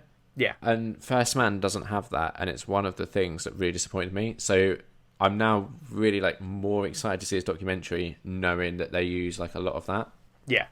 It's honestly, I think people should watch it just because it takes World War One, which is something that's so far away from us, and it sort of makes it real for you. Yeah. Which is a good thing, and it's good because we should remember that kind of stuff and be like, look how horrible this all is. But it's also bad because you're like, oh my god, these poor people. Yeah, I'm hoping it gets a home release soon because I think it was only shown in cinemas that one day. Yeah, it's going to be shown on BBC. Yeah, but I never watch BBC. Well, but they're not going to sell it, I don't think, because it's going to be a BBC show that's just on TV. Ugh. Like, it's being sent to schools for free. Did you hear about that? I didn't know that, no. So basically, for listeners that don't know, basically the Imperial War Museum, which is a British museum that has a lot of war stuff, they had a lot of like footage, and they asked Peter Jackson to restore some piece that he did. Yeah. And he said to them, I think I've done such a good job with this, could you give me access to the rest of it? Because I think we could really make something. So he said there's hundreds and hundreds of hours of footage. They sent him everything. They gave him access to everything. And he was like, it's one of the things that they can't afford to do it all. No one has the money to just invest in doing it all. But he was like, I wish we could. Yeah. Because it's important. And it's like, it's just mind-blowing. So it's being given to schools because it's a good educational thing. Yeah, that's cool. So like the BBC have funded it, the Imperial War Museum funded it. I think Peter Jackson put in some of his own money behind it. Yeah. Or probably a lot of his own money, but yeah. Yeah, because he's such a cool guy. He hasn't done many movies lately, and I think it's because he's been so busy working on this project. I think he's also got, I don't know if he produced it or directed it, but a movie coming out towards the end of the year about like the mortal engines, something like that. Oh, which is based on a book that I read as a kid. Yeah. So I'm kind of excited for it. I hope he does it really well. Yeah. I don't know if he's actually involved in that more than just producing. Oh, okay. How was the Q&A? Oh, it was really interesting. So Mark Conrad is one of my film critics that I'm a big fan of. Like, I've gone to see him just do a talk on, being a film critic. So, how was it for you? Yeah, he's just a producer on Mortal Engines. How was it for you, kind of watching him host a Q&A? I didn't care. He was just asking the questions. See, the reason why I ask is because when we went to see Black Klansman, we had a Q&A with Spike Lee afterwards, and the moderator I didn't think was very good. Okay, yeah. Mark Kermode's a professional critic, like you say, so like he knew what to ask. Did they do audience questions? A couple, and it wasn't audience. It was people who had been. There was like a thing going around where you were allowed to basically message in for like a day that's before. Such a better way of doing it because they couldn't have done audience questions because the fucking Prince Harry or Prince Charles or Prince William, a bunch of the royals were in the audience. Right, so I think it was very much like the Q&A is a very formal thing. Yeah.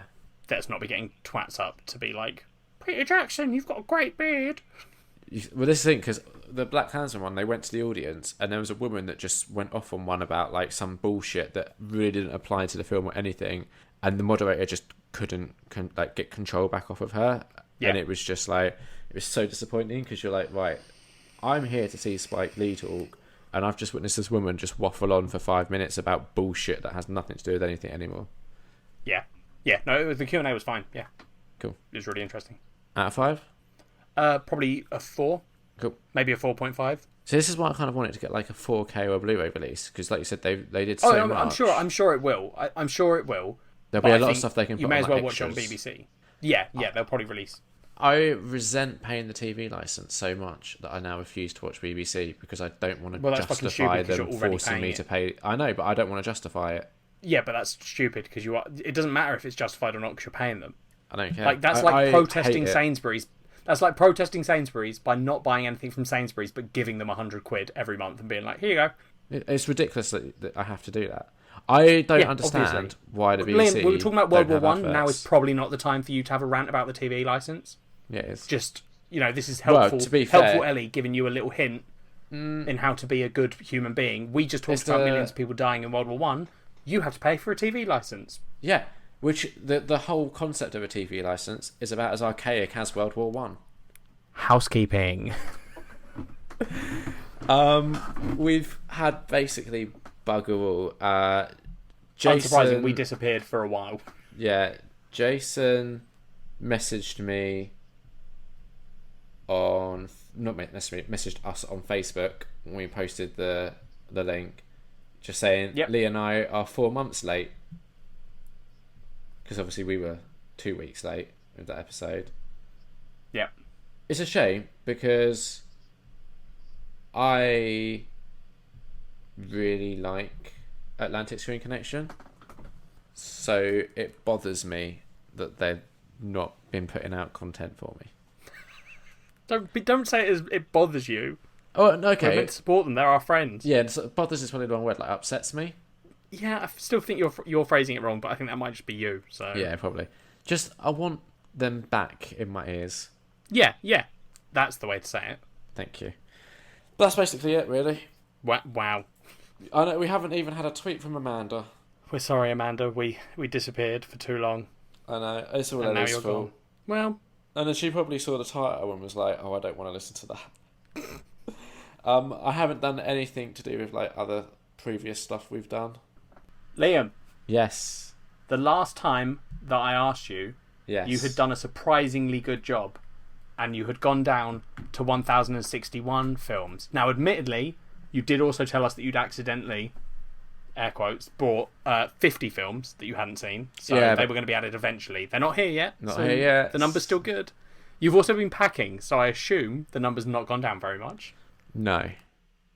No, it hasn't. But you've also been packing, so I'm assuming the number hasn't gone up. Incorrect. Oh dear. That's a shock to everyone.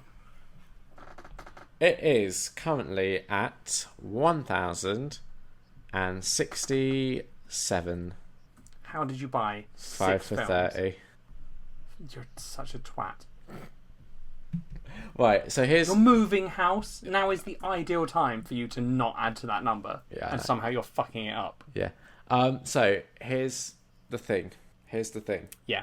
I've decided that this year is going to be a miracle if I manage to achieve the goal that we set at the start of the year. You're even if 50 extra films arrive, you would still be under the number, I think. Oh, would I? Or No. No, you'd be slightly above it. Right, wasn't the number like 1,090? Yeah. And I'm on 1,060, so you add 50 to that. Yeah. I'm going to be about 20 over. Last week, you made the pile go down by 22 films. We hadn't recorded for about a month. Yeah. Liam, as someone that monitors the list and keeps track of how many films in a running total you watch, trust me, that's probably the best 2 months you've ever had. Or even a month. That is true. So let's just be a bit chill about the 22's nothing, because you did quite well. So if you give up on this, no one's going to be like, he's right, it was a really difficult one. No, here's the thing. I'm not giving up. I'm going to try my best to get under the original goal, but I'm accepting that might not happen. But I've decided next year is the year where I'm going to smash this out the park.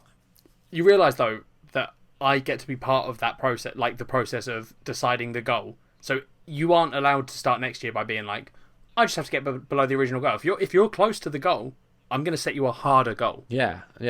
Yeah. Okay. But that's a big if. Okay, I just wanted you to know. I mean, wasn't the goal this year literally just get under how I started? Yeah. The original goal was like get below 1,000. Yeah, we gave up on that very quickly. Yeah, because you didn't even get close. That's still my key goal. That I want to be my goal for next year. But I might be speaking out of turn. No, 1,000 seems like a good goal to me. I don't think you'll ever do it, but the thing is, when I got to like 1,060 recently, I was like, shit, I'm so close. And I was doing the math, and I was like, wait, because back then we had like 3 months of the year left. So I was like, that's just 20 a month. That's so doable, and it's gone to shit. Yeah, you didn't do it. You bought 50 fucking Disney films. I can't wait. I'm so excited. Oh, it's going to take me years to get through that box set. yeah. Abba. Culture swap. Swap my culture. Here's some culture, and now you give me your culture, and that's how we do it. Yep. What are we doing this time? We watched Brain Dead or Dead Alive, depending on where you are. Yep. Spoilers are coming. This is going to be chock-a-block full of spoilers. So if you want to see this film, which I recommend, don't listen to this, or do listen to it. I don't care if you spoil it for yourself. It's fine. It came out in like 92, I think. So it's been out. It's also a comedy. It's harder to spoil a film like this. You probably can already figure out how it ends. Not only that, but I think unless we like literally start giving away punchlines, it's hard to spoil comedy. Yeah, exactly. So here are all the punchlines in order. I wrote them all down. My favourite one is where what was the lady called? I want to say something like Paquita, but I feel like that's also wrong. I think that's close.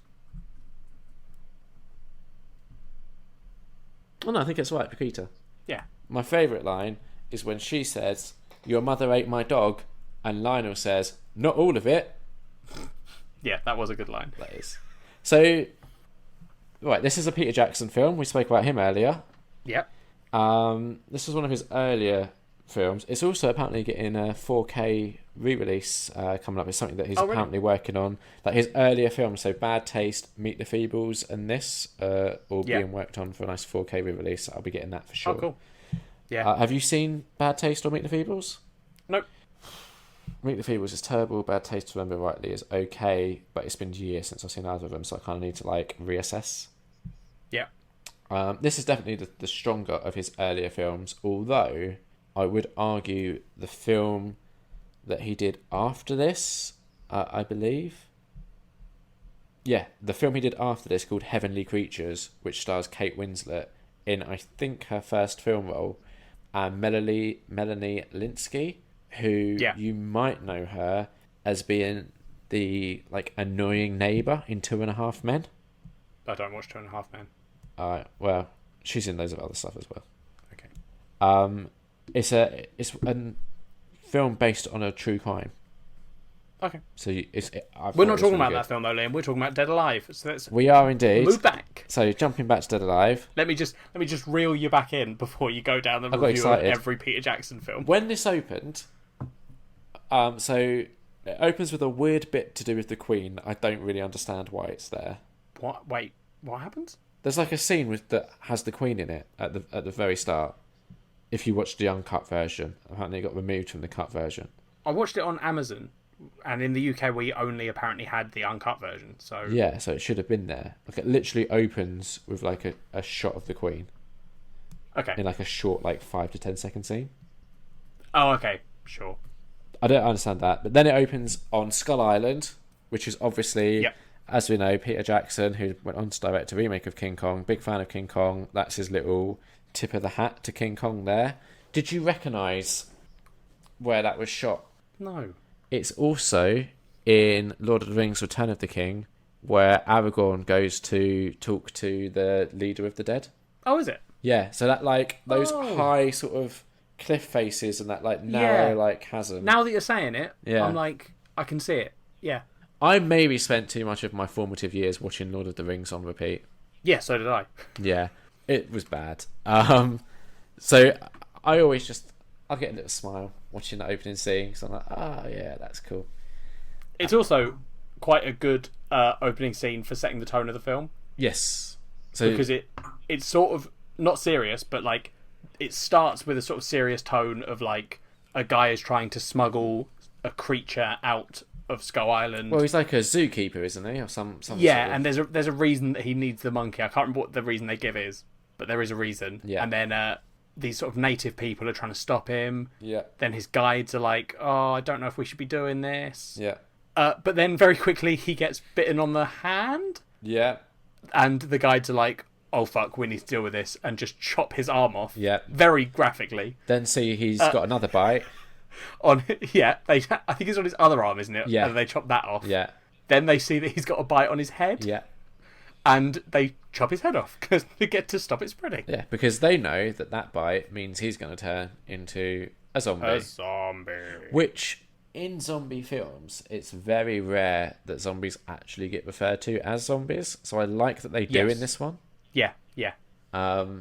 This is basically just a comedy gore fest. Yeah, it takes every opportunity to be very gory. Yeah. And also funny. Yeah. Also, I think it's just a testament to how amazing practical effects are. Yeah, there are some really good ones in this. Yeah. Like, one of my favourites is the woman that gets her head shoved onto, like, a light and it just illuminates her head from the inside. Yeah.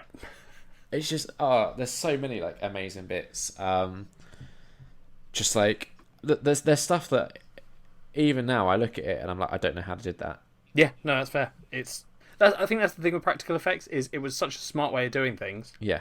In terms of they were so smart at figuring out how to make it look like that. Yeah. That half the time you watch it and you're like, I don't know. Yeah. This is just genius prop work. Like, I get why CGI has taken over because it's so much cheaper and probably easier. Yeah.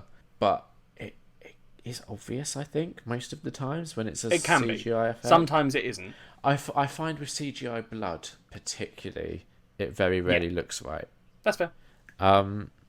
So yeah, the story of this is you have Lionel, who lives with his mum. Yeah. Ish. Vanessa? Vera. Vera. She's quite overbearing. Yeah. He meets Paquita, this nice little lady who works in a local shop. Who has just had her tarot read by her grandma or something, who... It's one of the best tarot readings I've ever seen, which, if anyone knows, tarot is like a card game where you turn over the cards and it tells you your future. I feel like the people that are really into it would take umbrage at you calling it a card game. Yeah, that's true. It's not a game. It's real life. But the way their one works in this film is she turns over, like, the night card and she's like, oh, you're going to fall in love with this man, the man that looks like this. Yeah. And it's literally just like, he's going to look like this card. Yeah. Which is Lionel. Obviously. So she instantly falls for him. They go on a date to the zoo. The mum follows them and then gets bitten by the monkey that we saw in the opening. Which is... it's got a name, isn't it? The Sumerian rat monkey. Yes. And from that point on, it all just goes mental. It goes downhill very fast. Yeah. So, what were your thoughts? Because you haven't seen this before, right? No, this is my first time seeing it. What were your thoughts? I really enjoyed it. I thought it was like really good, very funny. Yeah. Yeah, I don't know. What about the like gross out elements to it? I mean, it's gross, but it's so over the top gross that it comes back around. It's not like Saw, where I'm like, oh my god. But I mean, like, this is... I'm thinking very particularly of the custard scene. The custard scene is disgusting, but because it's so funny, it's not like I wasn't sitting there like, oh my god, this is vile. Yeah. It's just basically a guy is eating. Two very proper people come round for this like meeting. They're about the Women's League of something. Yeah, the WLWL, I think it is. Yeah, and his mum's just like joined them, so Yeah. she's desperate to have this meeting, but she's in the middle of becoming a zombie. Yeah. So she demands she comes down to dinner. They're eating some custard, and at one point she just squirts pus into the custard. Yeah. Which this guy proceeds to eat, and is just like, oh, this is delicious. I love custard. Yeah. And then like her ear falls off into her own custard, Yeah. and she just eats it. Yeah. So it's very gory, but also I love the fact that his wife is watching all of it happen and keeps not saying anything. Yeah. It's Alright, I don't know if I'm allowed to say this. This might be a little edit time. Okay. But I also feel like the New Zealand accent just makes all of it better. Yeah, why wouldn't you be allowed to say that? I don't know, is it racist or something? No, they're not fucking race, Liam. They're from New Zealand. They're white. Is it xenophobic? No. Nationalistic? No, it's fine. Good. I just love their accent. It makes anything sound funny. You fucking racist. I can't do an impression of it, but No, that's fair. I think that would be going too far. And also, I think that the New Zealand people, New Zealanders, I think they probably know that they have a very good accent for. I love it. It's not even. It's not necessarily a good accent for comedy. It's a good accent for like deadpan humor, like Yes. Flight of the Conchords. Yeah, exactly. And this, where like things are very much like part of the joke is that they're almost deadpan about stuff or not. Yeah. I don't know. It's that kind of accent. Like that line, like your mother ate my dog. Not all of it. Yeah, exactly. Yeah. It's a sort of film that, like you said, that you can't really spoil. But also it's hard to talk about because the appeal of it is the visuals. Yeah, it's so well done. Like this film, I didn't realize, but I have seen like one of the key scenes, Okay. which is the lawnmower scene. Yeah. Because people show that as like a look how good practical effects can be, or look at how insane some films are. Yeah. So like the moment he came in through the door holding the lawnmower, I was like, "Oh, I've seen this. Yeah. I know what I've seen this scene before." So, And it is fun fact: 300 litres of fake blood was used in that final scene. That doesn't surprise me. No, it's also apparently the bloodiest film of all time, measured in amount of film blood used during the production. Yep, that doesn't surprise me either. And so you know how I have issues with the BBFC? Yep. According to the ID trivia, the BBFC loved the film and found the gore so comical and inoffensive that they seriously considered granting it a 15 certificate, but in the end they determined that the sheer quantity of gore would confound expectations at 15 and therefore raised it at 18. Yeah, it's one of the times where I actually agree with the BBFC and was quite shocked when I read that. I was like, how did they watch this? Because they're quite good at being like, no, this is too much. Yeah. I love the idea of them watching this and being like, this is a 15, right? Yeah. Because it's funny. Yeah, well, that's the thing. It is funny, but there isn't, like you said, there isn't really anything massively scary about it. No. But that's not... You don't have to be scary to be an 18. No, but also there's not like a lot of like bad language. There's not like a lot of like adult themes or anything, although there is like the suggestion of necrophiliac behaviour. Yeah, there's also... I know that you might not think this is an adult thing, Liam, but there is a lot of very gory violence in this film. I don't know if you remember. But they're zombies. But that doesn't mean it's not violence, Liam. Yeah, I guess it's a bit violent. What did you think of He lawnmowers a house full of zombies. Yeah, that's true. What did you think of the Uncle... Is it Uncle Les? Yeah, Uncle Les. Uncle Les, yeah. I mean, he's just a dickhead. But he's the dickhead uncle. Yeah. And it's great. I love when he like convinces him to hand over the house and the inheritance to keep his murders, which are not murders, quiet. Yeah. And then just immediately is like, I'm throwing a house party.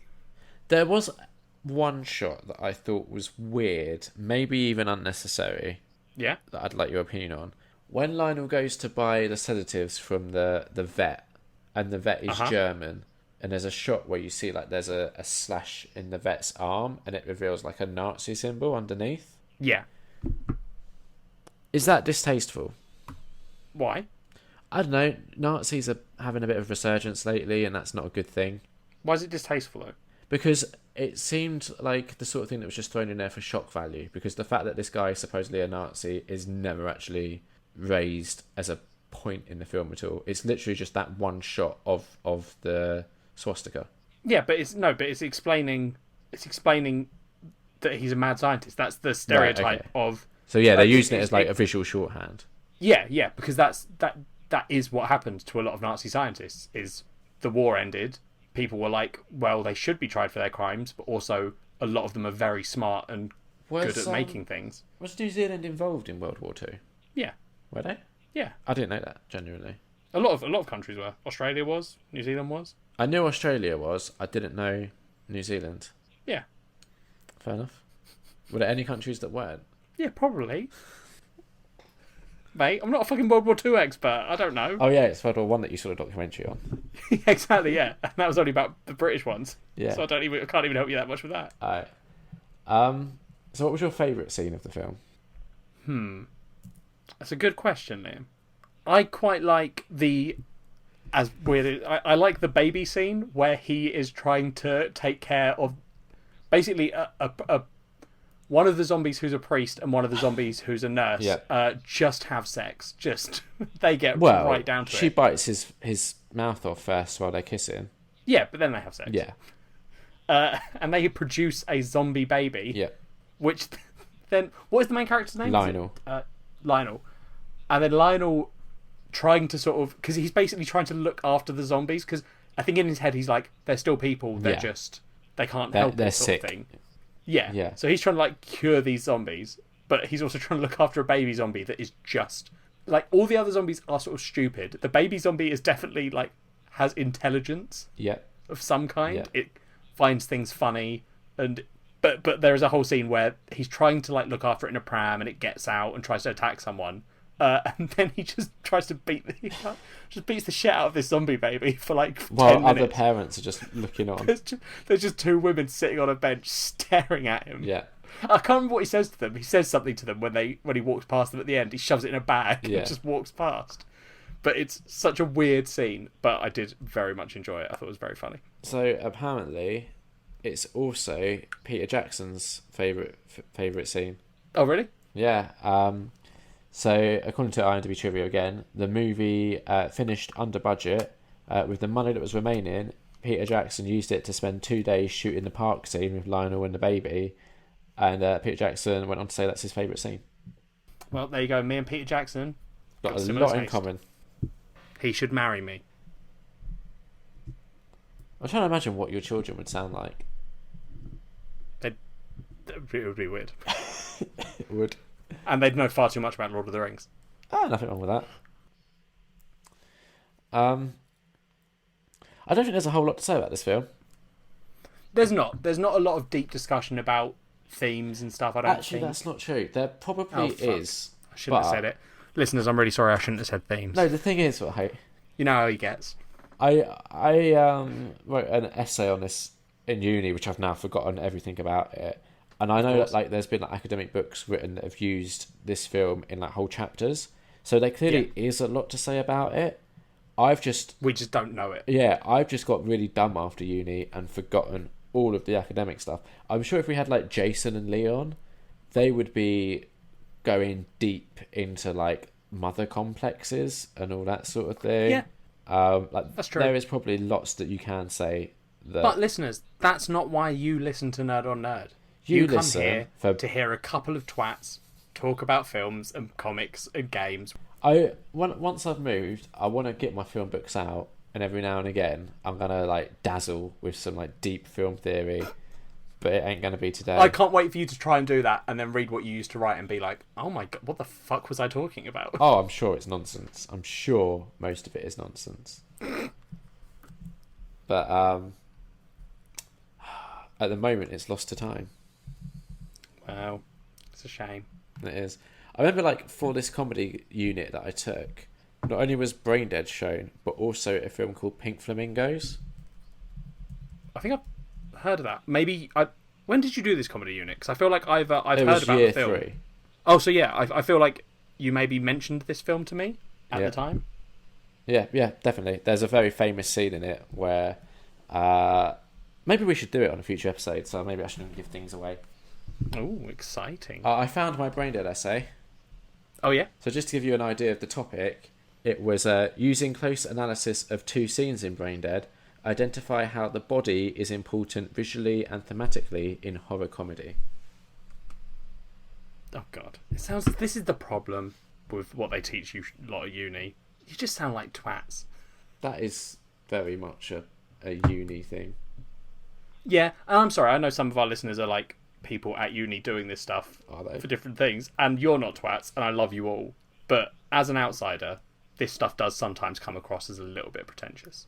What I like is, just scanning through this, some academic labelled Peter Jackson's early career as Splatstick, which is quite clever. That is quite clever. Yeah. But yeah, this SSO was banging on about how things like Reanimator helped to kind of inform the tone of this movie. I don't know if that's a film you've seen or not. It isn't, but I know about it. Yeah. Again, it's another one that's like horror comedy-ish. Yeah. Oh, I think I remember a part of this essay. I wrote something about. Bear with me like 1 second while I just find a part of this that I remember being really proud of, and I can't remember if my lecturer forced me to take it out or not. I feel like maybe half of your uni experience was lecturers saying to you, "Don't do that, that, Liam." Just don't do that. Yeah. What are you gonna do for your masters? Oh, porn sex films. Oh, yeah. Maybe don't though is the thing. Right, I did get to keep the line in. Okay, this might not make the final cut. God, but how bad is it? I need to read this paragraph to you that I was super proud of, and I think this essay actually got quite good marks. I don't know if it got a first, but it definitely got at least a 2-1. Okay. Alright, so Braindead's dinner scene is one which continually attempts to up the ante in how far the boundary can be pushed. Set in the familiar domestic setting of a dining room, it features the incongruous placement of 4 decomposing zombies sat around the dining table awaiting their food. As Bradley notes, disgusting food gags contribute greatly to Braindead's carnivalesque tone and theme, and here we have the adult zombies acting like infants, ignoring the table manners. Close-up shots of gore, such as the custard oozing out of one zombie's slit throat, force audiences' attention to the unpleasant, grotesque body, manipulated into no longer behaving in an acceptable manner. Miller notes that the various orifices found within the human body can be dangerous to us and others, each with varying capacities to elicit disgust, depending on whether the orifices expels a disgusting matter or is used to intake the sight, sound, or smell of an object of disgust. Yeah. Therefore, Miller splits the orifices into the following 2 groups. The first is the Freudian trio of erogenous zones, genitals, anus, and mouth. The second, the location of key organs of sense, eyes, ears, and nostrils. It is the first group that is primarily used during the dinner scene to elicit disgust, culminating in Father McGruder and Nurse McTavish's sexual exploits utilising at least 2 of the erogenous zones, the mouth and genitals. The mouth is used in the form of kissing, Oh my God, you're such a creep. made more repulsive by Nurse McTavish biting off and eating Father McGruder's mouth, while it becomes apparent the genitals are involved not only from the vigorous thrusting, but from the baby that is conceived. It is not unreasonable to assume the third zone is also involved, although not explicitly shown. You child. That was the line that I was like, oh, because I always got my lecturers to like proofread something before I properly submitted it, because that's how you cheat the system. And I don't know how that one got through, but I was so proud that it did. Such a little creep, Liam. So that's a little glimpse into what my uni days were like. Unproductive. Well, you know. Just you being like, how can I fit the anus in here? You're not wrong. No, I know. Yeah, because I used to tell you most of my essays that I was like, right, here's how I'm going to make this file. And we'll see if academics somehow go for it. Yep. I think that was like, me and Mark both had a thing where with uni, like we took it very seriously, but part of taking it seriously was seeing how far we could push it. Yeah, yeah. And it was such a fun game to play. I imagine it would be. If I could do it with code, I would. But code is a lot harder to put anuses in without people noticing. I mean, surely like a great coder can hide a few anuses in there. It's very difficult because a lot of other coders look at your work and then like to tell people what you've done. Fair enough. So yeah, that's what I mean. So clearly there's a lot that can be said about Braindead. Yeah, but we're not those people anymore, Liam. Not anymore, unfortunately. You rotted your brain out with all the porn. And now look at you. It wasn't the fucking porn, sake. it was the masturbation. Oh my God. They also say that masturbation makes you go blind. That's probably what's gone wrong. Oh my God. Yeah. And hairy palms, apparently. But I've disproven that one. Yeah, and waxed. I've never had to have my palms waxed, surprisingly. That'd be so weird.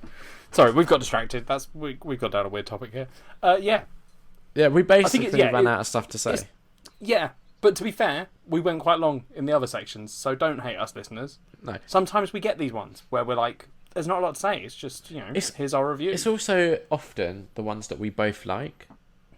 It's always tricky when we both like something, unless the thing we like is about like an interesting political thing or whatever, where we can have a discussion. Stuff like this. Like, this is just a very funny, very gory film, and that's okay. That's all it really sets out to be. It doesn't try to be anything more than that. It doesn't have ideas above its station. I actually think Peter Jackson himself would probably be bemused at the fact that, like, there is a uni course where one of the essay topics was this film.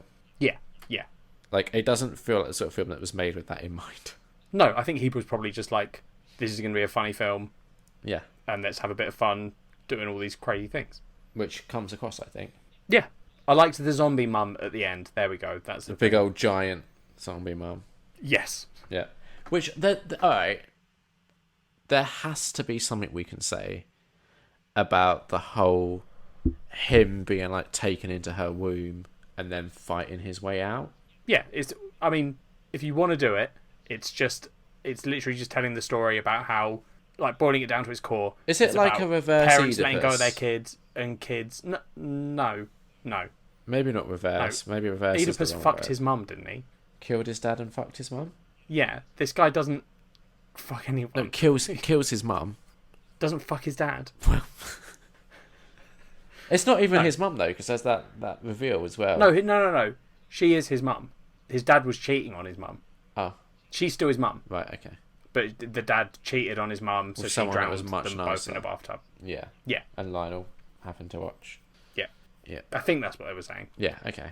But yeah, I mean, like, that's what, if you want to look at it deeply, Liam, it's telling the story about how parents have to let their kids go, and kids have to learn to be their own person, and it's showing that as an extreme negative version, which is a mum who doesn't let go of her kid, and a kid who's too attached to his mum and doesn't stand up for himself until the end of the film, where he gets the happy ending by finally doing that and defeating his mum. There you go. You just got film analysed. Jason and by Lee would Emmy. be so proud. Send me love, people. I did a good thing. Yeah. What are we doing next time? Oh no, we have to do ratings. What would you rate it out of 5? Probably a 4 out of 5, I think. I'd agree with that. Yay. This was one of the films. There was this and The Evil Dead and maybe something else where, like, teenage Liam, if he was like wanting to date someone, would invite them over. Rocky Horror was another one where I'd make them watch films like this, and depending on if they liked it or not, I'd be like, she stands a chance of putting up with my shit. And okay, that's all right. if she didn't, I thought you were going to it. make it creepier, but What do you mean?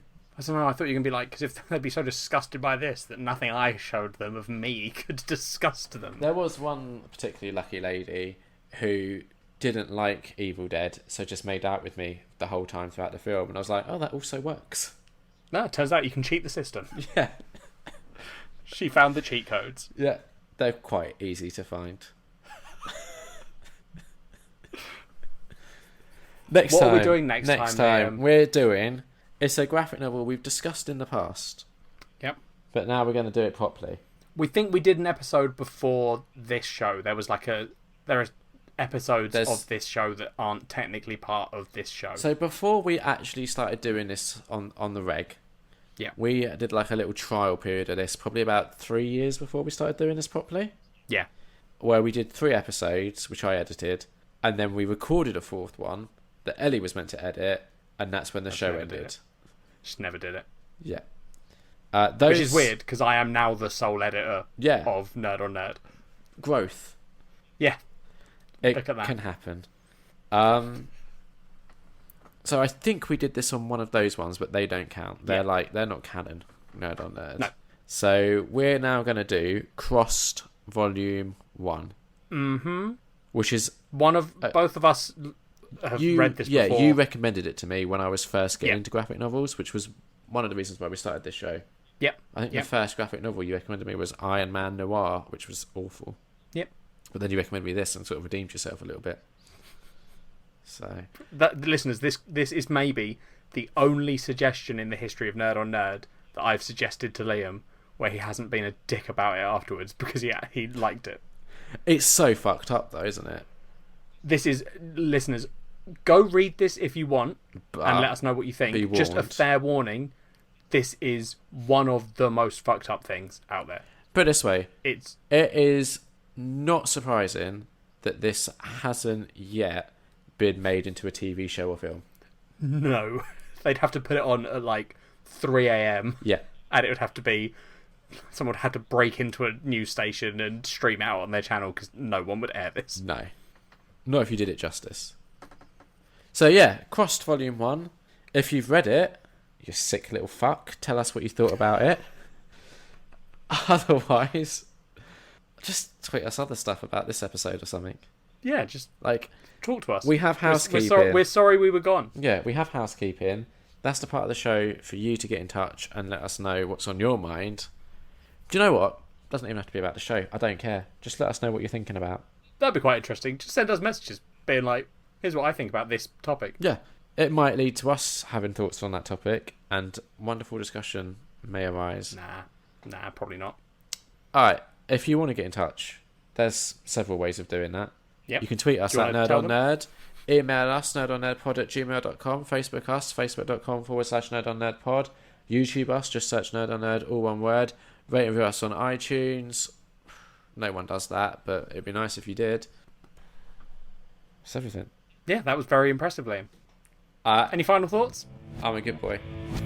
Bye. Bye.